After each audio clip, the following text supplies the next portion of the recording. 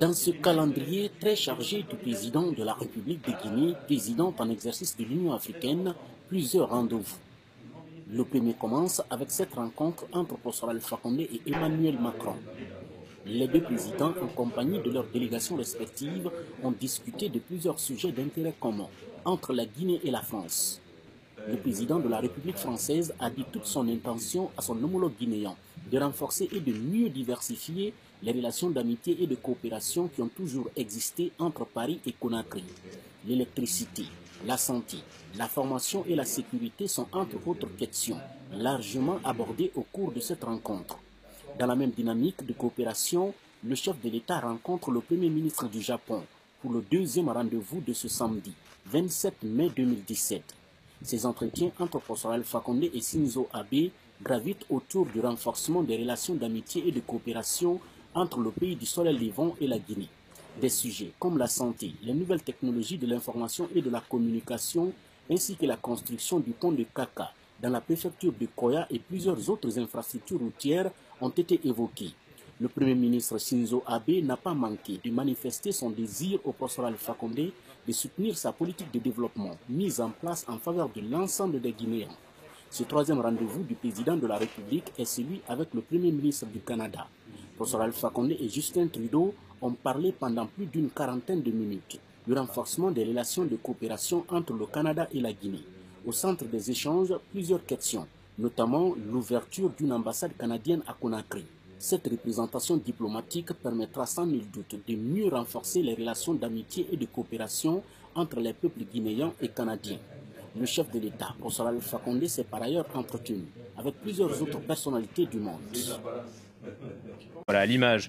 Emmanuel Macron accompagné de Vladimir Poutine après un entretien, un face-à-face qui a duré donc beaucoup de temps. On nous annonçait également un déjeuner de travail et donc cette conférence de presse dans le château de Versailles suivra également une exposition, la visite de l'exposition Pierre le Grand, un tsar en France. Voilà, Pierre le Grand, donc Pierre le Grand, le tsar qui a noué les relations de son pays avec la France, qui était très attiré par la France comme véhiculant l'image de modernité, de transformation des Lumières. C'est Pierre le Grand qui a essayé de transformer son pays aussi à marche forcée, qui a essayé de sortir son pays de l'isolement. Évidemment, c'est un clin d'œil qu'on peut voir, un clin d'œil pour cette visite. Il faut savoir aussi que d'ailleurs, François Mitterrand, en 1992, je crois, avait reçu Boris Yeltsin. Alors, pas exactement à Versailles du Trianon, mais c'est juste à côté. Et donc, on peut faire un petit parallèle par rapport à ça aussi. Voilà, il y a 39 ans, eh bien, Emmanuel Macron lui reçoit pour la première fois Vladimir Poutine. Les deux hommes s'avancent donc devant les pupitres et la presse va écouter ce qu'ont à dire les deux hommes. On va donc suivre cette conférence de presse sur France 24. Bonjour à toutes et tous. Merci d'être là. Je tenais d'abord à remercier le président Poutine d'avoir répondu à l'invitation que je lui avais faite il y a quelques jours lorsqu'il m'avait appelé après ma prise de fonction pour venir dans ce lieu symbolique où aujourd'hui nous célébrons les 300 ans, presque jour pour jour, de la visite de Pierre le Grand en France. Alors pour mieux comprendre et connaître les secrets d'un royaume qui avait su étonner le monde. Et durant cette visite qui dura plusieurs semaines, Pierre le Grand passa plusieurs jours à Versaï, qui était alors le sommet des arts et techniques de l'époque, et où se préparaient déjà, au début du XVIIIe siècle, les idéaux des Lumières, en tout cas le génie qui allait faire cet esprit des Lumières. Il a pu s'entretenir à ce moment-là avec des ingénieurs, des écrivains, des archivistes. Et l'histoire nous enseigne d'alors qu'il revint en Russie quelque temps après avec des idées fortes, quelques convictions, des croquis, nous allons les voir ensemble dans quelques instants, et il fut élu membre honoraire de l'Académie royale des sciences dont il s'inspira, et avec une volonté véritablement de moderniser votre pays. Pierre le Grand, c'est le symbole de cette Russie qui veut s'ouvrir à l'Europe. et qui veut tirer en Europe tout ce qu'elle a de grand, de fort, et nous en avons d'ailleurs tout à l'heure évoqué plusieurs aspects, y compris dans nos échanges un peu plus particuliers. Et ce qui est important dans cette histoire qui a aujourd'hui 3 siècles, c'est ce dialogue entre la France et la Russie qui n'a jamais cessé. Dialogue entre nos intellectuels, nos cultures, qui sema les germes d'une amitié mutuelle qui dure encore aujourd'hui et qui a été jalonnée par nos plus grands penseurs, nos plus grands artistes et les chefs d'État successifs. Et vous verrez d'ailleurs tout à l'heure le dessin préparatoire à la statue monumentale de Pierre le Grand, nous le verrons. Il vous est familier, Monsieur le Président, dans cette ville qui vous a vu naître et qui vous est chère. Et cette statue qui fait la fierté de Saint-Pétersbourg, votre ville bien-aimée, on la retrouve ici dans ses prémices. Cette Russie qui s'ouvre à l'Europe, cette amitié franco-russe, c'est cela ce que je souhaitais vous faire partager en vous invitant aujourd'hui à Versailles. Et c'est ce qui a été le fondement de notre discussion aujourd'hui. Cette histoire qui nous dépasse et qui a scellé l'amitié franco-russe. La France, le 7 mai dernier, a affirmé souverainement, dans l'élection présidentielle, son attachement à son indépendance, son engagement européen et sa volonté de peser dans le destin du monde. Aucun enjeu essentiel ne peut être traité aujourd'hui sur ces sujets sans dialoguer avec la Russie. Et c'est aussi pour cela que je souhaitais que nous puissions, ensemble, évoquer, comme nous l'avons fait pendant un long moment, l'ensemble des dossiers qui font le présent et l'avenir de nos 2 pays. Nous avons donc eu l'occasion de passer en revue l'ensemble des dossiers avec le président Poutine. Sur la Syrie, j'ai rappelé quelles étaient nos priorités et je crois que nous pouvons, sur cette voie, travailler ensemble, en tout cas c'est mon souhait, dans les prochaines semaines. Notre priorité absolue, c'est la lutte contre le terrorisme et l'éradication des groupements terroristes et en particulier de Daesh. C'est le fil directeur de notre action en Syrie et ce sur quoi je veux qu'au-delà du travail que nous conduisons dans le cadre de la coalition, nous puissions renforcer notre partenariat avec la Russie. Ensuite, je souhaite que nous puissions organiser une transition démocratique, mais en préservant un État syrien. Je l'ai redit, je considère que dans la région, les États faillis sont une menace pour nos démocraties. Et on l'a vu à chaque fois, ils ont conduit à faire progresser les groupements terroristes. Et donc, mon souhait, c'est que nous puissions là aussi assurer la stabilité, la transition démocratique avec 2 volontés profondes que j'ai réaffirmées dans le dialogue que nous avons eu avec le président Poutine. La première, c'est qu'une ligne rouge très claire existait de notre côté, l'utilisation d'armes chimiques par qui que ce soit. Et donc, toute utilisation d'armes chimiques fera l'objet de représailles et d'une riposte immédiate, en tout cas de la part des Français. Et en la matière, je souhaite que d'ailleurs nous puissions échanger les informations utiles et travailler ensemble pour partager la lecture de la situation sur le terrain. Ensuite, la France sera vigilante pour que tous les accès humanitaires et les modalités d'évacuation humanitaire soient retenus sur l'ensemble des théâtres d'opération dans la région. Parce que là aussi, il y a un conflit dont la complexité n'est plus aujourd'hui à décrire, mais les populations civiles innocentes ne sauraient être les victimes de, parfois, notre incapacité collective à prendre parti. C'est dans le cadre de ces principes que je souhaite que la coopération entre nos 2 pays puisse se renforcer, avec une volonté qui est de trouver, dans la durée, une solution politique inclusive qui permettra, au-delà de l'éradication des terroristes, de ramener la paix en Syrie. Sur la situation en Ukraine, nous avons longuement parlé des différents points de détail et de mise en œuvre du processus dit de Minsk.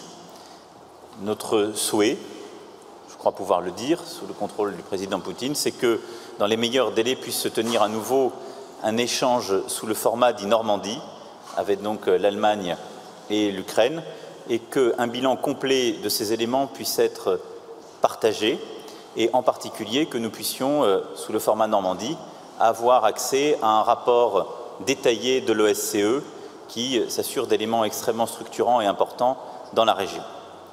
Sur ce sujet, c'est donc un processus qui doit perdurer, mais sur lequel nous avons l'un et l'autre partagé nos vues.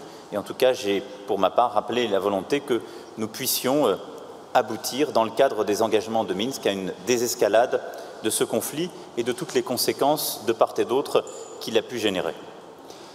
Enfin, sur les sujets plus bilatéraux, j'ai rappelé au président Poutine l'importance de plusieurs sujets qui touchent particulièrement à la fois nos valeurs et nos opinions publiques. Et j'ai à cette occasion rappelé l'importance pour la France du respect de toutes les personnes, de toutes les minorités et de toutes les sensibilités dans la société civile. Nous avons évoqué le cas des personnes LGBT en Tchétchénie, mais également le cas des ONG en Russie. Sur ces sujets, j'ai donc très précisément indiqué au président Poutine les attentes de la France et nous sommes convenus d'avoir un suivi extrêmement régulier ensemble. Le président Poutine m'a d'ailleurs indiqué avoir pris plusieurs initiatives sur le sujet des personnes LGBT en Tchétchénie, avec des mesures visant à faire la vérité complète sur les activités des autorités locales et régler les sujets les plus sensibles. Je serai pour ma part, en tout cas, constamment vigilant sur ces points qui correspondent à nos valeurs.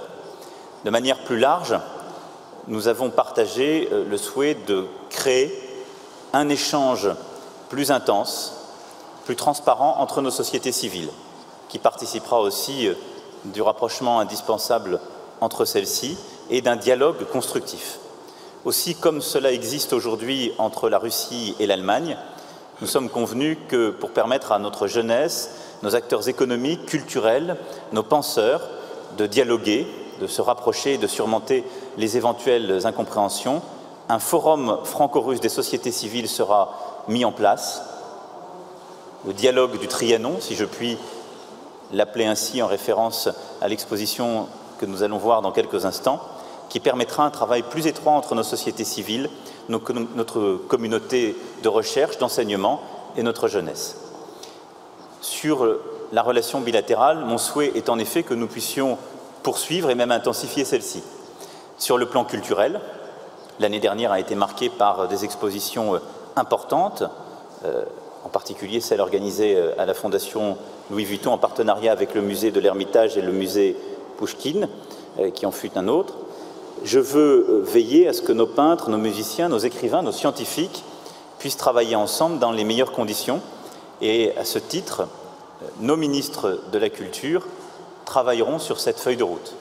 Je me réjouis d'ailleurs, Monsieur le Président, vous la verrez tout à l'heure, que notre ministre de la Culture récemment nommée, Françoise Nyssen, est avant tout une grande éditrice et elle a contribué à faire connaître nombre d'auteurs russes pour toutes celles et ceux qui lisent le français, puisqu'en tant qu'éditrice, elle a soit fait découvrir, soit surtout fait découvrir des traductions plus adaptées de Dostoïevski, Tchekhov, Pouchkine et plusieurs autres. Intensifier nos relations bilatérales, c'est aussi poursuivre les projets économiques, les projets scientifiques, les projets de partenariat dans l'aéronautique, dans le spatial, dans l'énergie, qui ont été développés ces dernières années et auxquels nous serons l'un et l'autre vigilants. Je souhaite aussi que nous puissions fluidifier les relations en termes de financement de ces grands projets entre nos deux pays. Voilà, Mesdames, Messieurs, Monsieur le Président, ce que je souhaitais en quelques mots rappeler de nos échanges, en souhaitant que l'un et l'autre, nous nous rappelions à chaque instant que cette histoire nous dépasse.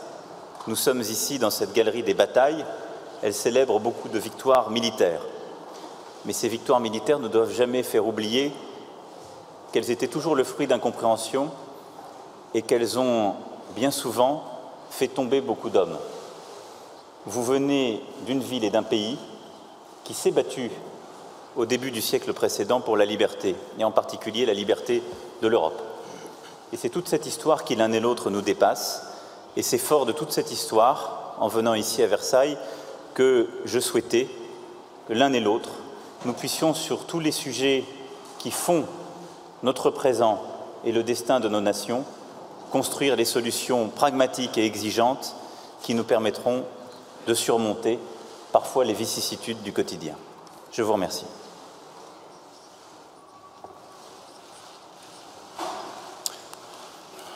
Monsieur le Président, Mesdames et Messieurs,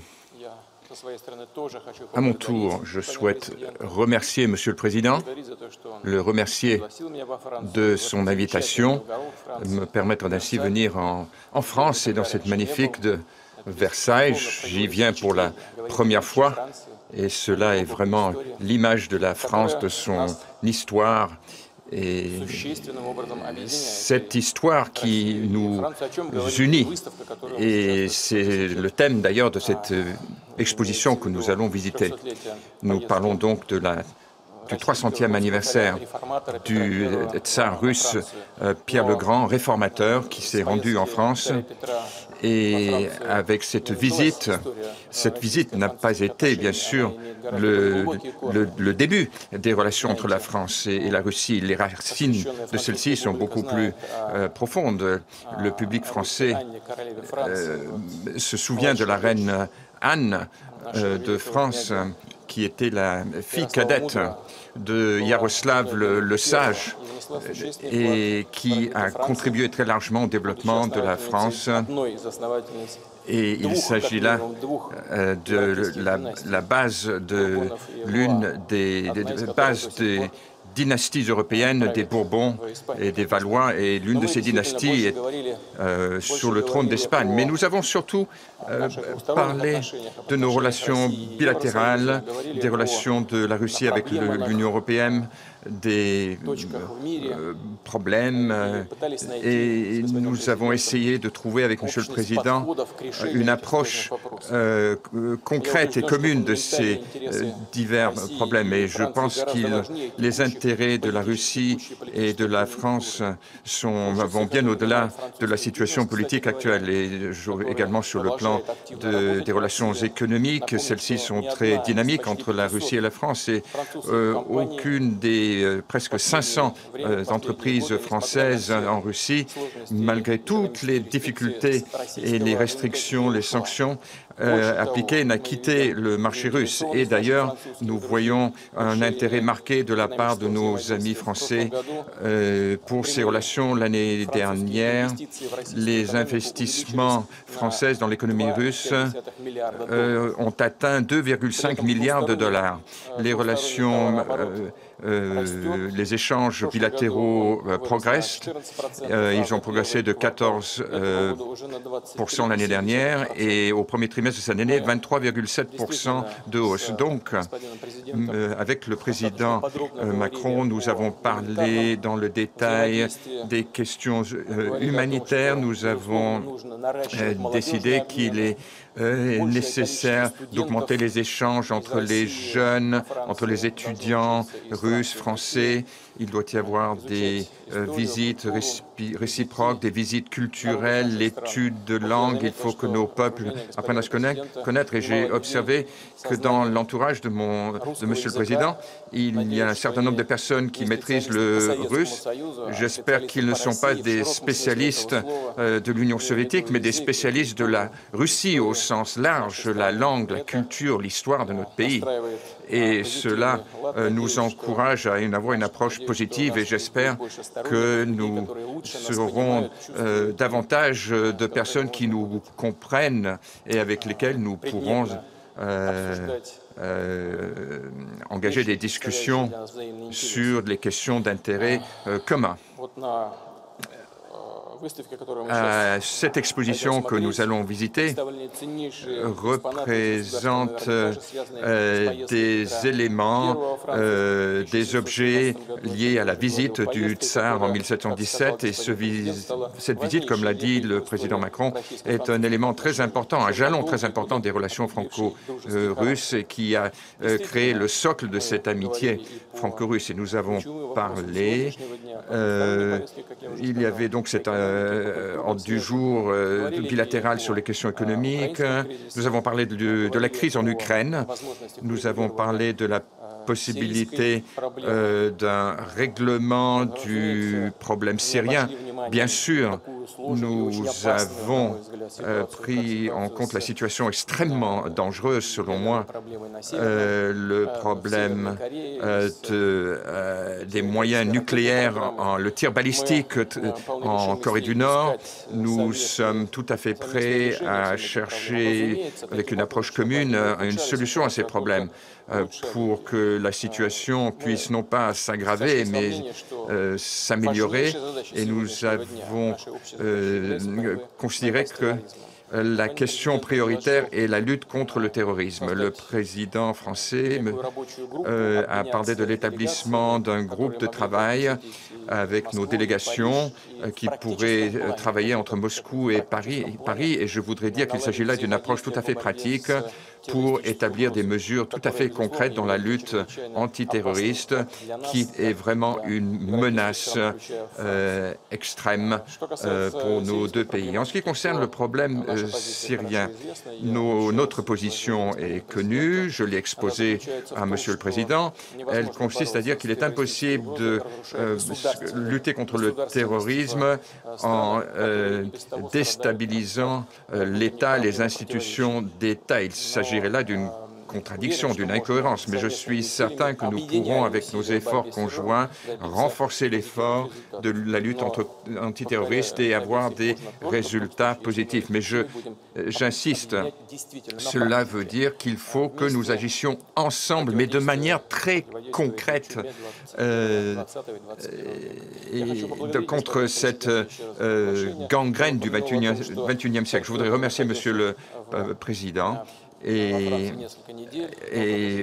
Pierre Legrand a passé plusieurs semaines en France, mais on sait que j'invite à mon tour Monsieur le Président à se rendre chez nous en Russie. Je l'invite à Moscou. Je vous remercie beaucoup. Monsieur le Président, nous allons maintenant prendre les questions.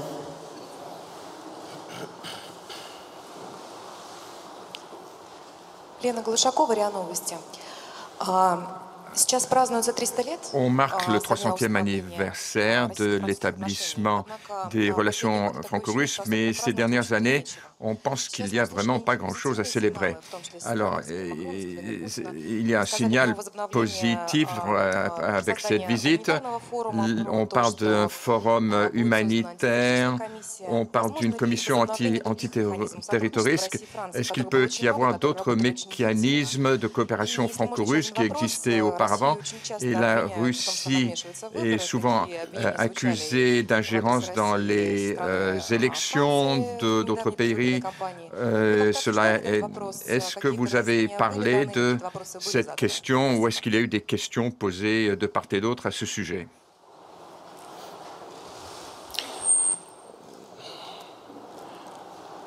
Vous avez dit que nous marquons le 300e anniversaire de la visite de Pierre Legrand en France. Cette visite a été la principale question. Donc on marque le 300e anniversaire. Donc s'il y a un souhait, c'est bien que, comme je l'ai déjà dit, rétablir les échanges. Nous avons cherché à trouver des voies de travail commun sur les questions clés à l'ordre du jour. Et je pense que nous sommes en mesure, avec nos efforts conjoints, d'essayer de régler ensemble certains problèmes tout à fait déterminants. En ce qui concerne la question de l'ingérence de la Russie dans les élections d'un État quelconque, nous n'avons pas abordé cette question et Monsieur le Président Macron n'a marqué aucun intérêt pour cette question, donc nous n'en avons pas parlé. Donc je considère que cette question, tout simplement, n'existe pas. Sur votre sujet, d'abord, nous réactivons, comme ça a été fait il y a un peu plus d'1 an et demi maintenant, il faut le poursuivre et l'intensifier, le dialogue stratégique économique.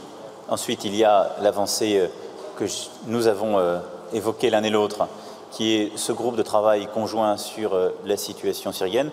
Et nous sommes convenus l'un et l'autre, j'en informerai d'ailleurs la chancelière dans les prochaines heures, de notre souhait d'avoir une discussion en format dit Normandie pour le suivi du processus de Minsk avec justement la présence en début d'échange de l'OSCE. ce sont des avancées concrètes qui marquent le fruit de notre discussion. Les grandes choses se construisent dans la durée. Quant aux dernières élections françaises, nous l'avons évoqué lorsque le président Poutine m'a appelé pour me féliciter. Moi, je suis un pragmatique. On a évoqué les choses sur ce sujet-là. J'ai dit au président ce que j'avais à dire, il m'a dit ce qu'il avait à dire, et j'avance. Ce qui m'importe, c'est de régler les situations spécifiques, importantes, que nous avons évoquées durant cette conférence de presse. Donc, quand j'ai dit les choses une fois, je n'ai pas pour habitude d'y revenir. Bonjour, Monsieur le Président, Hervé Asquin de l'agence France Presse.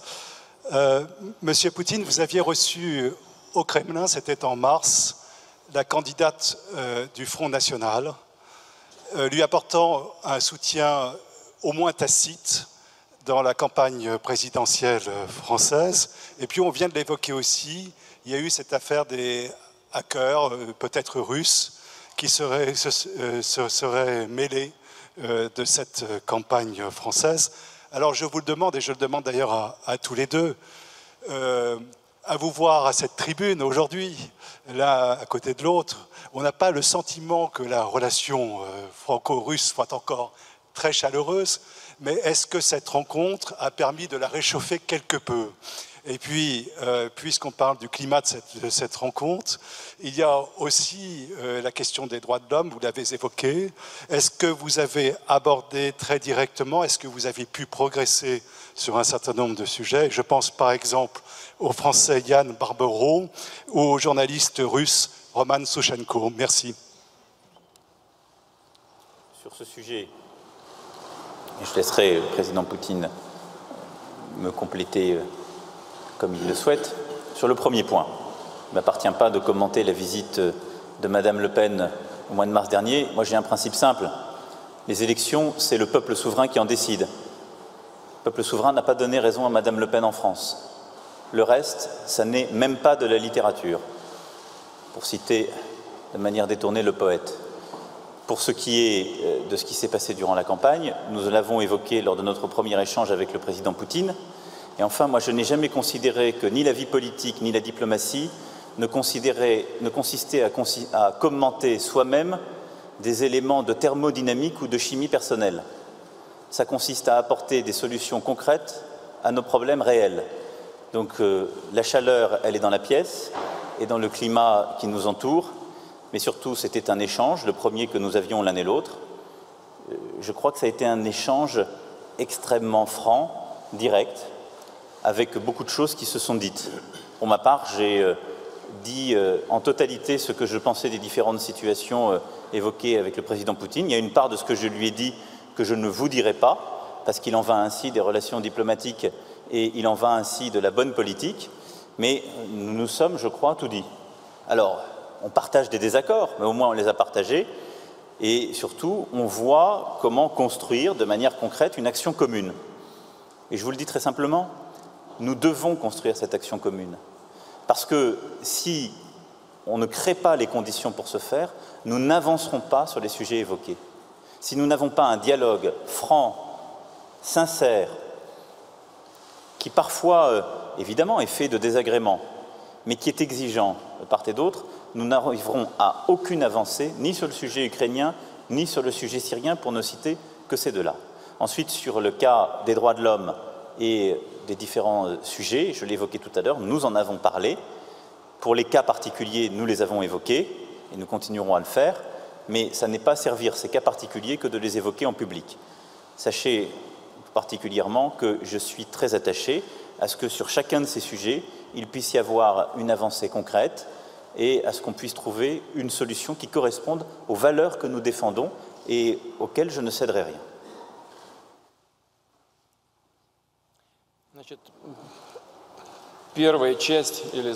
Première partie et la deuxième et la fin de votre question sur les hackers. Alors, je voudrais revenir sur la manière dont cette question a été formulée. Vous avez dit la chose suivante. On dit que peut-être il y a eu une ingérence de la part des hackers russes. Alors, chers collègues, comment voulez-vous que je fasse un commentaire sur une telle chose? On dit que. Comment voulez-vous que je commente? On dit que. Peut-être qu'il y avait des hackers russes, peut-être pas. Mais alors, on va tirer des conclusions à partir de là.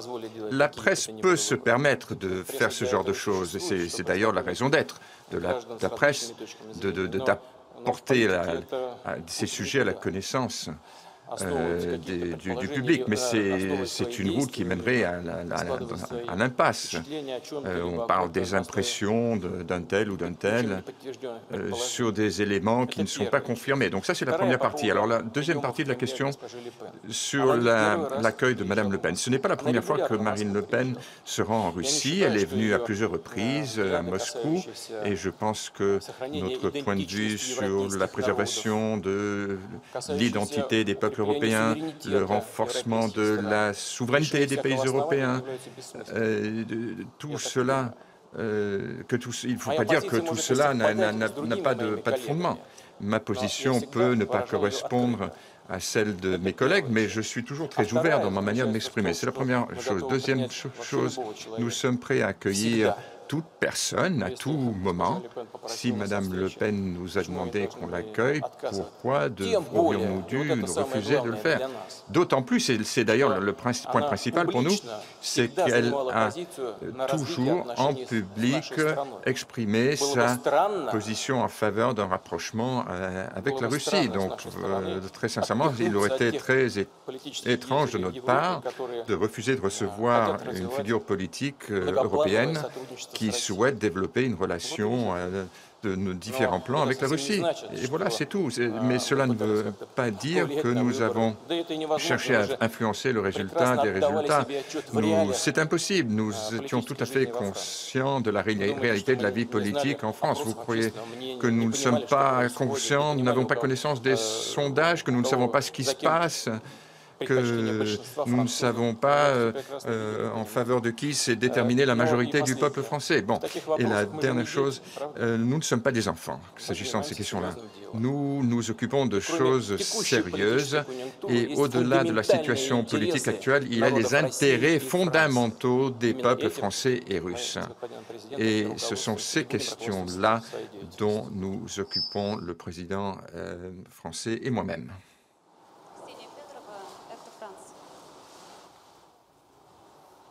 RT France, la Syrie.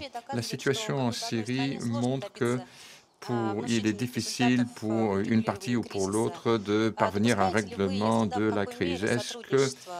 Dans quelle mesure êtes-vous prêt à ce qu'il y ait une coopération entre la Russie et la France pour régler le conflit et pour poursuivre ce qui a été dit par ma collègue sur la campagne présidentielle?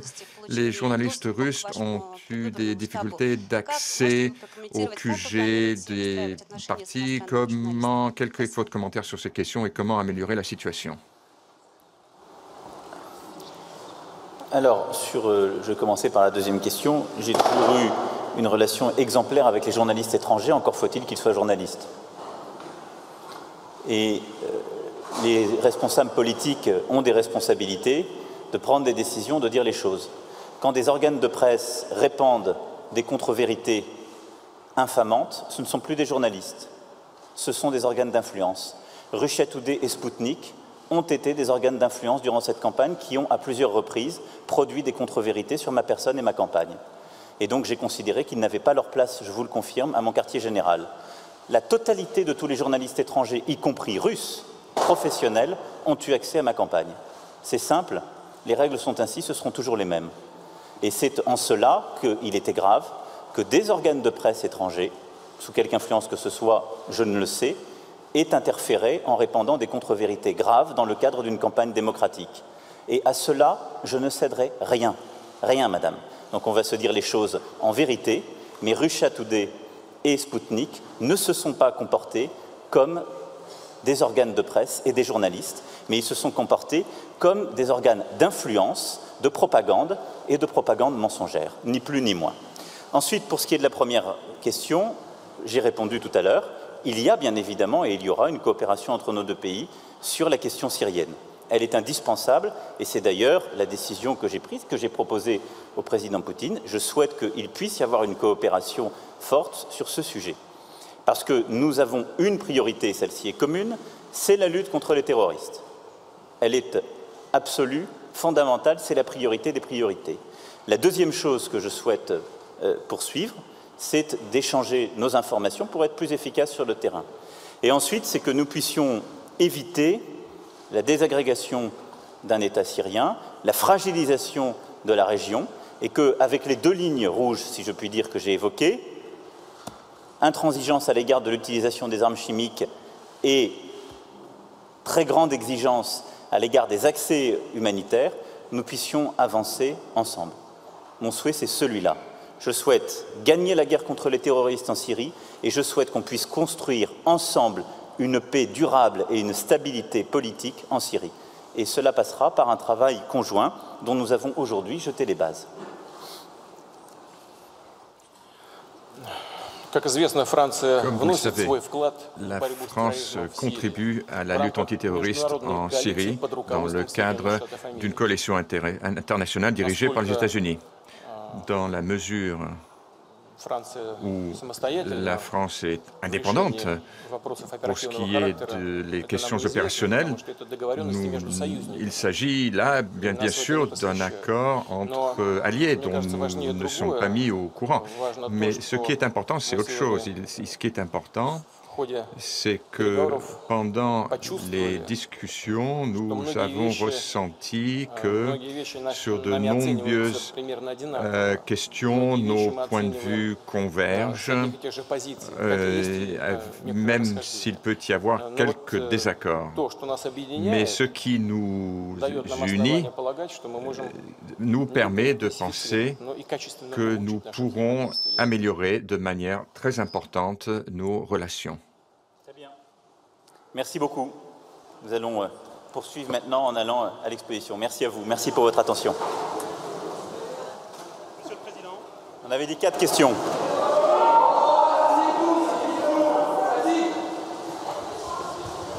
Monsieur le Président, il n'y a eu que 3 questions. J'en ai encore une pour vous. Non, parce qu'il y en avait 2. Voilà. Alors allez-y, les dernières. Oui.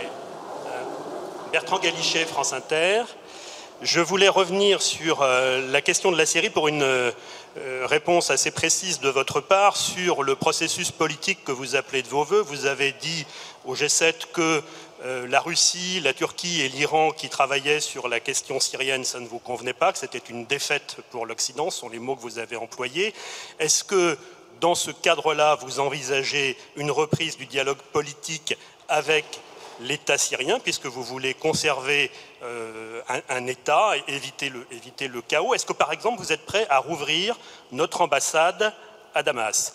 Première question. Deuxième question concernant l'Ukraine. Vous avez là aussi évoqué un processus qui est celui de Minsk et puis le format Normandie pour reprendre la discussion, mais en même temps, le G7 a évoqué des sanctions possibles contre la Russie, de nouvelles sanctions dans ce dossier de l'Ukraine. Est-ce que ça n'est pas incompatible? Merci. Alors, sur le premier sujet, il est évident que nous devons inventer le cadre de ce processus diplomatique que j'évoquais, mais que je rappelais à l'instant. Mais je vous confirme, en effet, que ce qui s'est mis en place à Astana, qui a eu un mérite pour la désescalade militaire et la stabilisation militaire de la zone, ne peut être satisfaisant, en tout cas ne peut régler politiquement et diplomatiquement dans la durée la situation, et ne peut nous satisfaire compte tenu de ce que nous avons à connaître du conflit syrien, c'est-à-dire des groupements terroristes qui nous frappent et dont nous sommes l'une des cibles prioritaires et dont nous avons connu directement les conséquences, et d'autre part, un pays d'où sont partis nombre de migrations qui ont profondément bousculé l'Europe. Nous l'avons partagé avec le président Poutine. Mon souhait est en effet que nous ayons un cadre politique et diplomatique de discussion pour construire la paix. Et donc, dans ce contexte-là, il est indispensable de pouvoir discuter avec l'ensemble des partis en présence. Et donc, à ce processus, il faudra, qui va commencer par des échanges d'informations et de positions communes, adjoindre nombre d'autres partenaires et, en effet, discuter avec l'ensemble des parties prenantes du conflit syrien, y compris les représentants de M. Bachar el-Assad. Pour autant, la réouverture de notre ambassade à Damas n'est pas une priorité. En temps voulu, comment la chose se passe, vous savez, il y a beaucoup de gens qui font des déclarations sur les ambassades, ça n'est pas mon obsession. Mon obsession, c'est d'avoir une feuille de route diplomatique et politique claire qui permette de construire la paix et de stabiliser cette région en même temps que nous éradiquons les terroristes. Voilà. Donc il y aura derrière beaucoup de pragmatisme, mais je rappelle les deux exigences que j'ai posées. Il n'y aura aucune faiblesse s'il y a quelque utilisation que ce soit d'armes chimiques, et une riposte immédiate, et il y aura à chaque fois la recherche de toutes les solutions humanitaires et des accès humanitaires dans tous les théâtres d'opération qu'il impose. Donc ça, c'est sur le sujet syrien, et c'est ce sur quoi nous travaillerons les prochaines semaines et les prochains mois. Sur le sujet ukrainien, je vous confirme qu'à ce stade, G7 a eu des propos qui n'excluaient pas une escalade si besoin était. Mon souhait, ce n'est pas qu'il y ait une escalade. Mon souhait, c'est que nous arrivions, dans le cadre des accords de Minsk, à, au contraire, trouver les solutions et à ce que, côté ukrainien et côté russe, il y ait une désescalade, compte tenu de tous les détails et toutes les situations que nous avons ensemble évoquées. Et donc, dans ce contexte-là, nous allons, dans les prochains jours ou les prochaines semaines, avoir une discussion en format Normandie qui permettra de faire une évaluation complète de la situation. Et c'est aussi pour cela que nous avons souhaité qu'il puisse y avoir un rapport préalable de l'OSCE qui exprime aux 4 parties prenantes la réalité, en particulier des situations d'armement aux frontières et des zones de conflit, puisque l'OSCE, comme vous le savez, est en charge d'accéder à chacune de ces zones et d'en rendre compte. Voilà, de manière très transparente, ce que je souhaite. Et donc, ce à quoi nous devons œuvrer collectivement, c'est plutôt à ce qu'il y ait tout au moins une stabilisation, mais plutôt une désescalade des choses, dans le cadre des accords de Minsk et du respect du processus défini.